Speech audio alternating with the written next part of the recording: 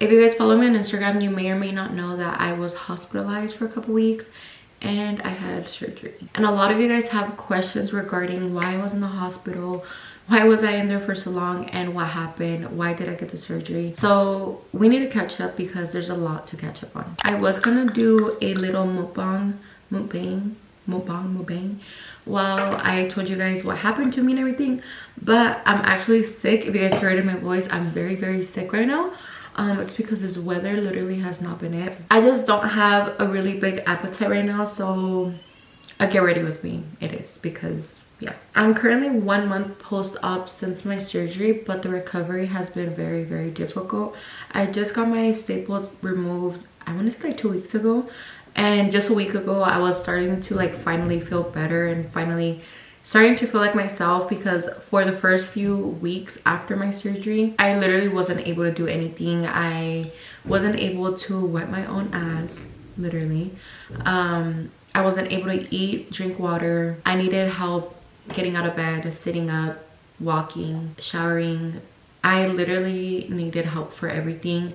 So my recovery has been very difficult, and that's why I just haven't made this video like sooner. Pero gracias a Dios, I'm feeling way better. There's actually a video on my channel. I was vlogging for the day, and I told you guys in that vlog that I wasn't able to sleep the night before because I was getting some weird pain, and the pain would kind of like start from the back and like move its way towards the front, like right under my right boob. Yeah, my right boob. I would get this weird sharp burning. I wouldn't even know how to like describe it, but it was literally the worst pain ever. It will literally start from the back and then make its way to the front under my right boob, and I would just get this weird sharp pain. And at first I didn't really think much of it. Like when I would get this pain in the middle of the night, mind you, like I would only get it in the middle of the night, so I would always think that I was either sleeping wrong or I probably like was sleeping on something and was causing that pain. I was even trying to blame my bed for it. Like I was like, maybe we just need a new mattress. So yeah, like I was just thinking like a whole bunch of stuff, and I was like, maybe it's this, maybe it's that. But to tell you guys that I was like completely wrong, because I never once imagined that I would literally have to get surgery because of that pain. I forgot to mention that I started getting this pain the week of my 21st birthday. So the first thing I thought too was that I'm drinking too much. I was like, girl, you need to control your liquor because you're probably drinking too much. So I remember for like Christmas and New Year's, I really didn't drink as much as I would have drank. Because I was like, maybe I just need to calm down and like not drink that much. So I stopped drinking because I thought that I was getting that pain because of alcohol. And I actually remember that I kind of stopped experiencing that pain for a while. I want to say for like the next 2 weeks I stopped getting that pain, and then all of a sudden in January I experienced some pain at night, and that's the pain that I mentioned in the vlog. And then right after that I got the worst pain ever. Like I felt like I was gonna die. Like I literally couldn't control my pain, and I have a very high pain tolerance, but this pain, like literally, I want to say that it was Saturday morning that I got this pain. Like I mentioned, I would only get this pain in the middle of the night, and then I would just kind of like wait for it to pass, and then I would go back to sleep, and then in the morning it was like if nothing happened. But this day I got it and it didn't go away. I got it in the night, and then in the morning I just still felt that sharp pain that I was feeling.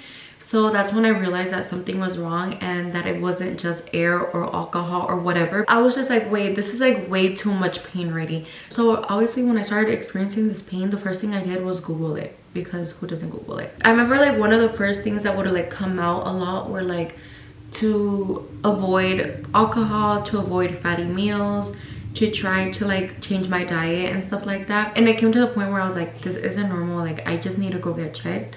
And I knew if I called like my PCP, they're gonna take forever to even see me. So I was like, let me just go to the emergency room. So that Saturday morning, my husband and I ended up getting ready, and we dropped off the baby at my grandparents' house, and we headed down to the hospital. From a scale of 1 through 10, my pain level was a 10. We get to the ER and there's literally no one in the waiting room, so they attended me right away and they put me into triage and they took my vitals. I remember my blood pressure was pretty high because I was in a lot of pain. They ended up doing a ultrasound and like blood work. That day we were in the ER for a long time. We just waited for my results. Once my results came back, I was diagnosed with a gallbladder sludge. Once they diagnosed me with gallbladder sludge, they ended up just starting an IV, and they gave me some medication for the pain through there. And then they gave me like this little shot glass, like literally like a shot glass. And supposedly this shot was supposed to help with the pain and just for my gallbladder to not be so angry. And then they told me basically to just go back home and call back with a doctor to see if I wanted to get surgery to get my gallbladder removed, or if I wanted to, I can either change my diet and basically like eat less fatty meals to avoid, you know, that gallbladder pain that I was having. So yeah, they told me to go back home and that I was gonna be fine, and that there wasn't really much that they can do, that because I was so young, they didn't want to take me into an emergency gallbladder removal surgery. So yeah, they sent me back home and they discharged me with just medication to take whenever I was gonna eat. That way I wouldn't get like pain during eating or like after a meal. So on the way back home, I remember that I got on TikTok and I started searching up like, you know, ways I can avoid getting the surgery. And obviously the number one thing was to change my diet, and that meant literally eating no cheese, no burgers, no chicken, no nothing. Like literally I couldn't eat anything. That's what I saw. Like I couldn't eat anything. And I was like, that's depressing. Like for my whole life I need to eat like that? No thank you. So I was like, basically worst case scenario, I need to get surgery. So the whole ride back home, my husband and I were talking about like, you know, me possibly getting surgery. He kept telling me to get it and I was just kind of like, no, like I don't want to get it, like I'm so young. Like I was kind of like backing out of it more just because I have a whole baby, and I don't know, I was like, what if I'm hospitalized for too long? Like what if the recovery is too hard? Who's gonna help me? Who's gonna take care of my baby? My husband works Monday through Saturday, and sometimes I don't know when he's gonna get out of work. So obviously like that was in the back of my head. I was just like, I really don't want surgery because who's gonna take care of my baby? Who's gonna take care of me? Who's gonna help me around the house? It was just a lot of things going through my head, and I was just like, no, if I can avoid surgery, I'm gonna avoid surgery. So after the hospital, I kind of just told myself, hey, you know what, if I get the pain again and it takes me to the ER, then you're getting surgery. But if the pain comes down after changing my diet, eating healthier, eating better foods, then I won't get the surgery. That Saturday night, I started getting the pain again. But this time the pain, it was just so bad. So I decided to get in the shower to see if the hot water, you know, possibly helps with the pain. The pain would get so bad that I would literally fall to the ground and I would just cry and cry and cry. The pain was so bad. I have never ever experienced this type of pain before. It was literally the worst pain ever. I started taking off my clothes, and I remember that the first thing I noticed was that my whole chest was very red. And then I remember looking down and I just saw my whole body starting to turn yellow. When I saw my body turning yellow, the first thing I did was look at my eyes, and my eyes were completely yellow. When I saw that my body was turning yellow, I knew it was bad.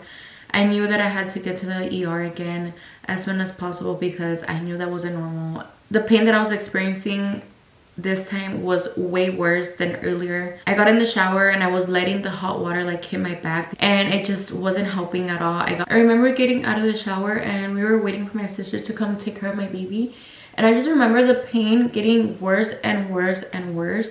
I know I'm going into a lot of details, but I feel like if I don't tell you guys like how it all started, then it kind of just doesn't make sense, or the story doesn't, you know.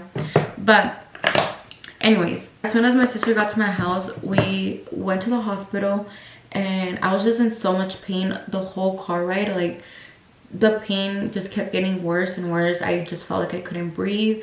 My chest was really tight. My heartbeat, oh my god, I forgot to tell you guys, but literally my heart was beeping so fast.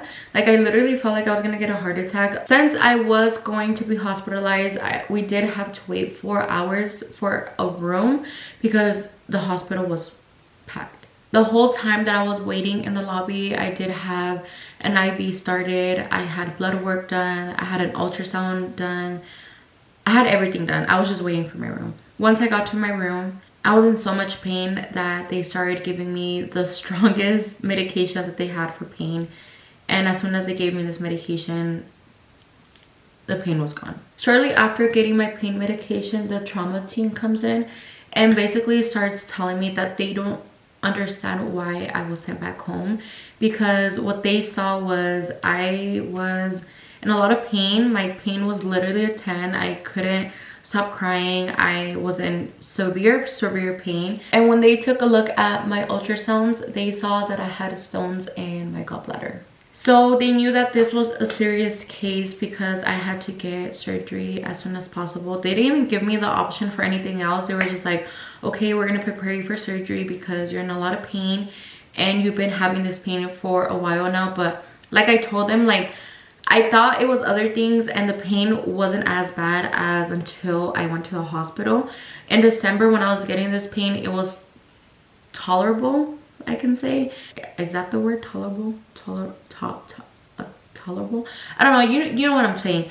But yeah, I was able to handle the pain until I went to the hospital. So yeah, they basically they didn't really give me an option for anything else. They were like, no, we have to do surgery. They just didn't want to do an emergency surgery just because they didn't think it was necessary. Or I couldn't remember why they told me they didn't want to do an emergency. I think because they just wanted to keep running tests and everything, just because I was in a lot of pain and they just wanted to take more tests and more MRIs and blood work and all that. I was scheduled to get my surgery on Wednesday, but on Tuesday night I experienced another, what they call gallbladder attack. Tuesday night, to tell you guys that I literally thought I was gonna die. I was hooked onto a whole bunch of IVs. They had fluids on me. They had a whole bunch of heart monitors. Because I was getting such strong pain medication, they were just taking care of like my heart, that way I didn't get like an overdose. They had me on oxygen, same reason, just because of the pain medication, just because it was super high. They just didn't want me to, you know, doze off too much. So they did have me in a whole bunch of like monitors and stuff. And I remember on Tuesday night when I started getting this attack, when I tell you guys this, oh my god, it was horrible. That pain did not compare to any other day. What's weird is that night I remember telling my husband not to stay with me at the hospital. Mind you, he had to stay with me the night before, but that night I told him not to stay with me just so he can go home and prepare everything to go drop off the baby at my mom's house. So that Tuesday night I was alone, and I remember when I started getting the pain, it started off as it was before, just some like little piquititos. So I called my nurse and I told her, I was like, I'm getting pain, can you please come in? Minute by minute, the pain got worse and worse. It got so bad to the point that my heart rate went up to like 180, 190.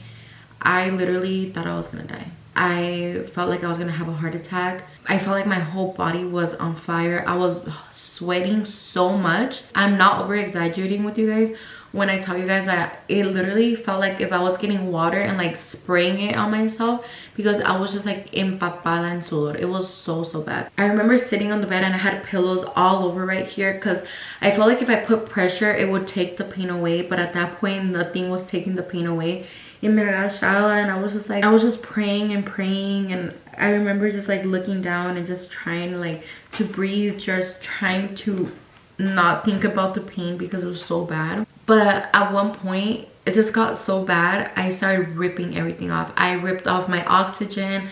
I ripped off, like I had like the heart monitor stickers. I started ripping those off. I ripped my IV out. I took off my gown. I took off my underwear. I took off my bra. Like I literally was butt naked. I felt so bad for the nurse because I felt like she didn't know what to do. But I was just in so much pain. And it was so hot. I remember it being so hot. I remember that my heart felt like it was gonna come out of my chest. So I started ripping everything off and I threw myself to the ground. I was just trying so hard to remain calm. I remember telling myself like, Delayza, like you got this, like Delayza, like you can get through this. Like I was just trying to talk to myself. This is very hard for me to talk about just because I really haven't opened up about this. This was very traumatizing for me, and I like get like little flashbacks, and It's very traumatizing. The pain went on for what I want to say forever, because it literally felt like I was in pain forever. But after a while, it kind of started wearing off. I kept telling the nurse, I'm gonna die. I feel like I'm gonna die. I felt bad, but I kept yelling at her, like, can you give me something? Like, I'm in so much pain. Like, what can I do? Like, can you call the doctor? Like, please call the doctor. Like, I feel like I'm gonna die. Like, I feel like I'm gonna have a heart attack.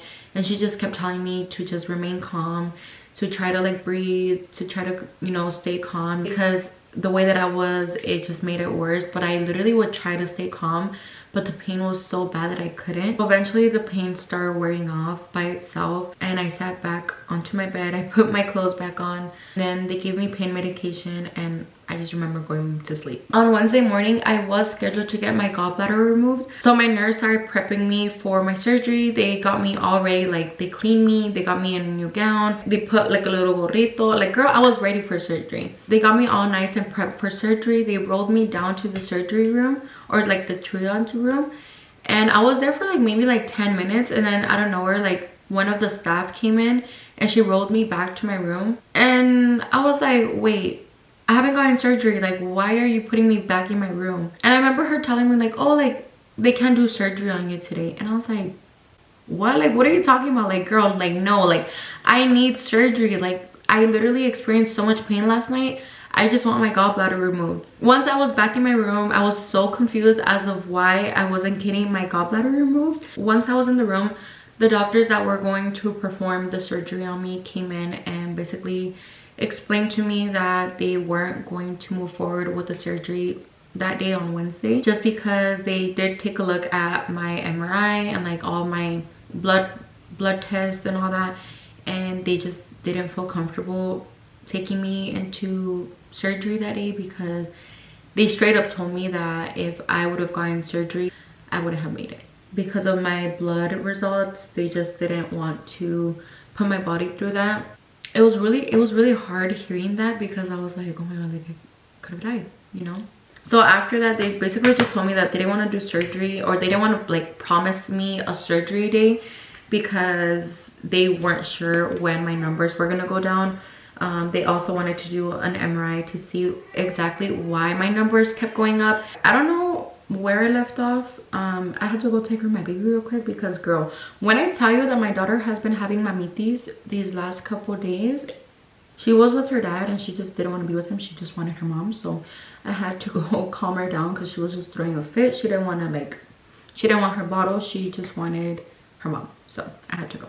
I think I was telling you guys how they kind of just didn't want to promise me a surgery day, just because due to my numbers and everything, they just wanted to keep running tests to see when my body and if my body can handle the surgery, due to the circumstance that I was in.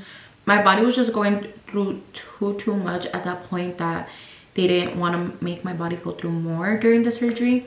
So they just kind of wanted to wait for my body to like calm down by itself. Mind you, this whole time they were telling me that they don't know when they're going to do the surgery, but just in case they do the surgery, like let's say tomorrow or like Friday or Saturday, they didn't want me eating or drinking any type of liquids. Because of the pain that I was having, I wasn't even having an appetite, but I could feel that I was hungry, but I wouldn't eat because I was in so much pain. And I mean, I would get really thirsty, and I was able to drink a small portion of water, but like literally that's it. So while I waited for my surgery, I had a lot of tests being done, blood work, MRIs, ultrasounds, a lot of stuff going on, until Friday. They finally told me that they were going to do the surgery. My numbers had started to look a little bit more normal, so they took me back and they performed surgery. The surgery was supposed to be a 2-hour surgery, and the only incisions I was supposed to have during the surgery was to get my gallbladder removed.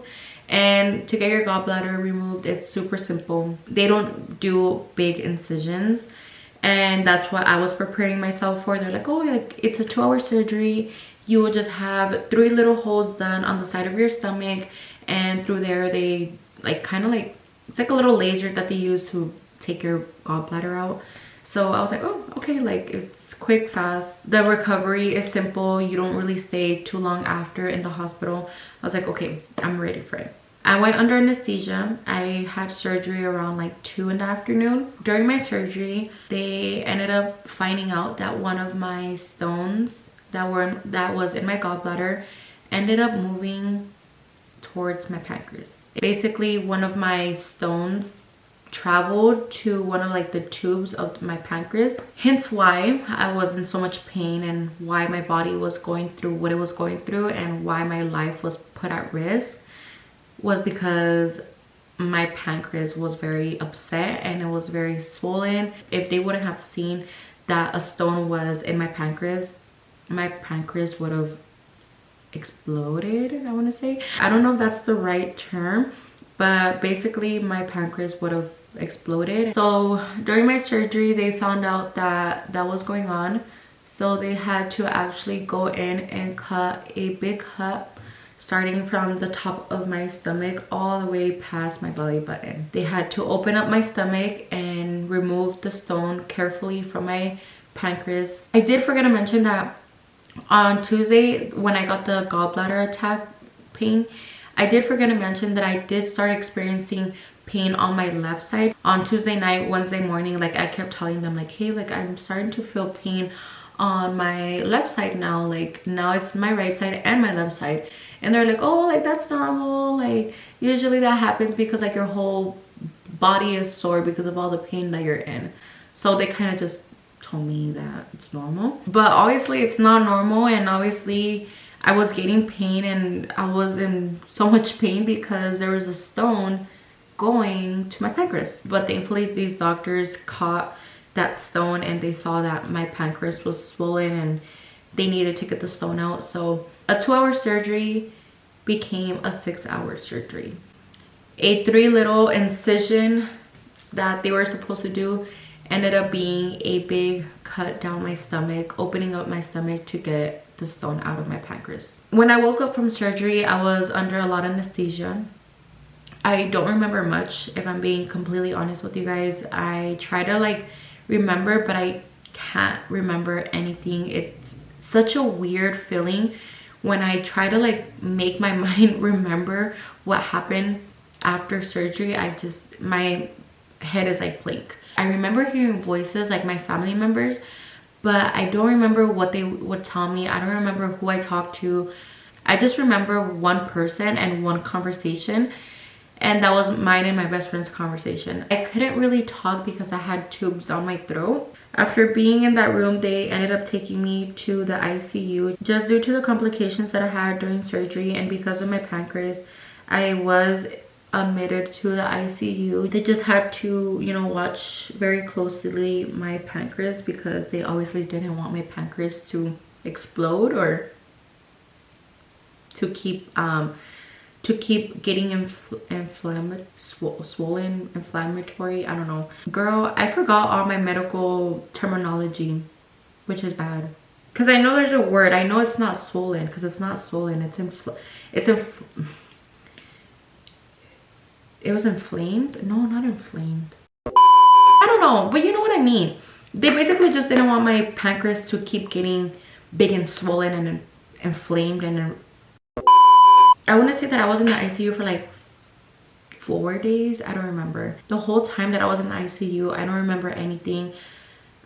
I just remember being in bed and just sleeping a lot. I wasn't able to eat. I wasn't able to talk. I wasn't able to walk. I wasn't able to do anything. I was just laying in bed and people would come in and they would just grab my hand, and that's literally all I can remember. Just remember sleeping all the time. I do remember the last day that I was in ICU. I remember that my grandma called one of my tios from Mexico so he can pray for me, and that's the only part that I remember. I remember when they were praying for me, I was just like crying because I couldn't believe everything. But yeah, I just remember like my family praying for me. And oh yeah, I forgot to mention that I couldn't talk because I had tubes down my throat. I had one tube which was a really thick tube. I want to say that it was probably like this thick. Like I kid you not, like it was like this thick. It was a tube going down my throat, which was basically just sucking everything out of my stomach. because they wanted to calm my pancreas down, and they just didn't want me to eat or drink or anything because that would just make my pancreas get more angry, I guess. I couldn't eat, I couldn't drink water. They just had like a little sponge to wet my mouth, but I couldn't eat or drink anything. And I just remember being so thirsty, and I would get so mad because no one would want to give me water. I don't really remember being hungry, but I do remember being thirsty, and I remember how bad I wanted a big cold water bottle. After surgery, I also didn't know what exactly happened to me. The doctors, I don't remember the doctors ever coming in when I was in the ICU. Or I think they did come in, but they just checked on me and then they left, I think. I don't remember. So my husband ended up telling me like what happened during my surgery, and he basically told me, because I didn't know that I had that big cut down my stomach. Like I literally just thought I had the 3 little holes on the side and that they had just taken out my gallbladder. Well, they did just take out my gallbladder. But yeah, my husband basically just explained to me what happened during surgery and everything I just told you guys, like about my pancreas and everything. He basically just explained that to me and told me that my surgery took a little longer and that the complication that I had. And after the ICU, I was placed into a normal room, and I was basically just in the hospital for recovery, which recovery for me was very hard because I'm a very like independent person. I don't like relying on people, and I definitely had to rely on people during recovery because I couldn't do anything by myself. I couldn't walk, I couldn't wipe my ass, I couldn't shower, I couldn't stand up, I couldn't do anything by myself. So I had to rely on my nurses and on my husband and on my grandparents to do literally everything for me, just because I couldn't do much. Like I said, I had a big cut from the top of my stomach passing down my belly button. I had 20 staples on the side over here. I had 3 holes from the incision that they made to take out my gallbladder, but they put like these little drains that looked like I had a BBL, which I wish I would have had a BBL instead of this, but I guess. Once I was back into my recovery room, they did end up taking out the tube that I had, the really thick tube. They ended up taking it out. It was so disgusting when they took out the tube. So I was finally able to talk, but for the first few days I remember that I would talk. Se me iba la voz, like my voice would crack. Right after they took this tube out, I still couldn't eat. I could finally drink water. My first request was shaved ice because I was craving something cold so bad. So I had shaved ice, and I finally had a nice cup of cold water. But I still couldn't eat. So because I couldn't eat still because of my pancreas, they ended up coming in and putting another tube on the other side of my nose, which was a feeding tube. I had that feeding tube for like 2 days. They tried to give me food through my feeding tube, and I threw it up.